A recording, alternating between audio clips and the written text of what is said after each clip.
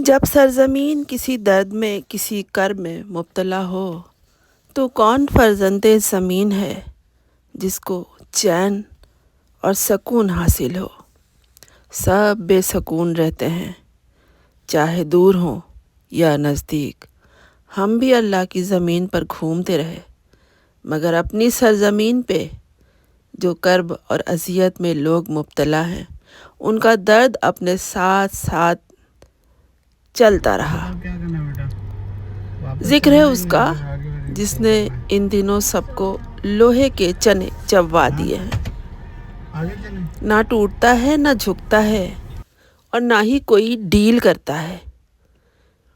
یہی سوچا گیا تھا کہ اسے قیدی بنا دو تو بولنا چھوڑ دے گا، نہ رہے گی بانس نہ بجے گی بانسری، یعنی نہ اسے یوٹیوب پر آنا ہوگا اور نہ ہی وہ خطاب کرنے کا موقع حاصل کر سکے گا۔ لیکن وہ بھی بڑا عجیب ہے، قیدی بن کر جیل گیا تو جیل کی پتلی دال بھی سڑپ سڑپ کر کے پی گیا، سوکھی روٹی بھی چبا گیا۔ بولنا چھڑوایا گیا تو پڑھنے بیٹھ گیا۔ شخصیت منظم ہو تو آدمی گھر میں ہو یا گھر سے باہر، جیل میں ہو یا جیل سے باہر، نظم و ضبط اور نظام الاوقات کے مطابق وقت کاٹ ہی لیتا ہے۔ حلق میں کانٹے کی طرح چبھ گیا ہے لوگوں کے، نہ اگلتے بنے نہ ہی نگلتے بنے۔ بات ہی نہیں مانتا یہ ان کی، اس لیے کہ یہ ان لوگوں میں سے ہے ہی نہیں جو نہ خود کچھ ہوتے ہیں اور نہ ہی دوسروں کو کچھ بننے دیتے ہیں اور نہ ہی کچھ کرنے دیتے ہیں۔ کہتا ہے 100 سال تک جیل کاٹ لے گا مگر ڈیل نہیں کرے گا۔ ڈیل کر کے جائے گا کہاں؟ اس کا تو سب کچھ اسی سرزمین پر ہے۔ اور ڈیل کس چیز کی؟ عوام کو بیچنے کی۔ عوام برائے فروخت کبھی نہیں رہی، یہ بھی کوئی بیچنے کی شے ہے۔ جب کہا گیا ہے کہ فرات کے کنارے پیاس سے جاں بلب کتے کا بھی حساب لیا جائے گا تو بھلا انسان کی تکلیفوں کا حساب کتاب کیوں نہ ہوگا؟ اسے ناک کی سیدھ میں چلنا آتا ہے، کان کی آڑ کا تو اسے پتہ ہی نہیں۔ منافق ہوتا تو معلوم ہوتا نا، قد چھوٹا ہوتا تو گھننا بھی ہوتا۔ اسی لیے تو اسے اٹھا کر جیل میں ڈالا گیا اور اب اسے سنبھالنا اتنا مشکل ہو رہا ہے کہ عدالت کو اٹھا کر جیل میں لانا پڑ گیا ہے، اڈیالہ جیل میں۔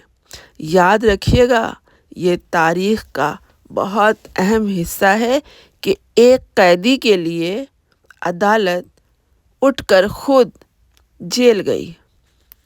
جب سارے پاکستانی سیاسی چور دبئی میں کھچڑی پکانے گئے تھے اور جانے سے پہلے عوام کا بھرتا بنا کے گئے تھے، بیچاری عوام جانے کس خیال میں تھی۔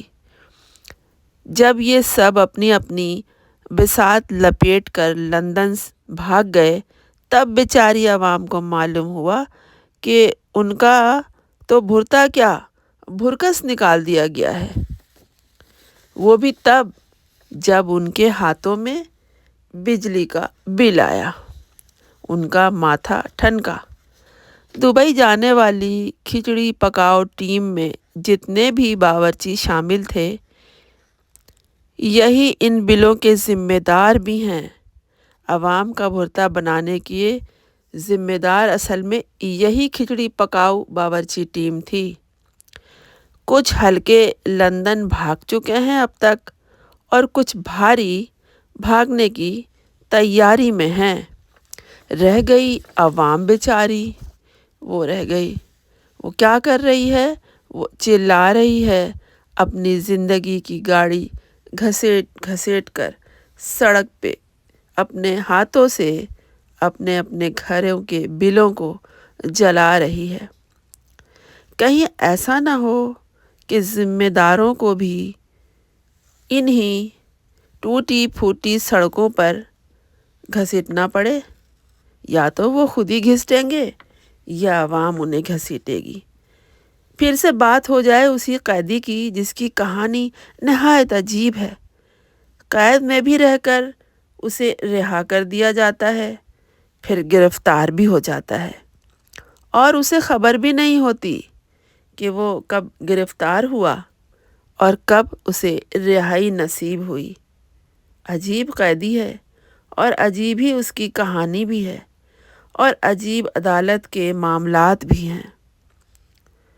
کسی شاعر نے کہا تھا نا، کیا اسیری ہے، کیا رہائی ہے۔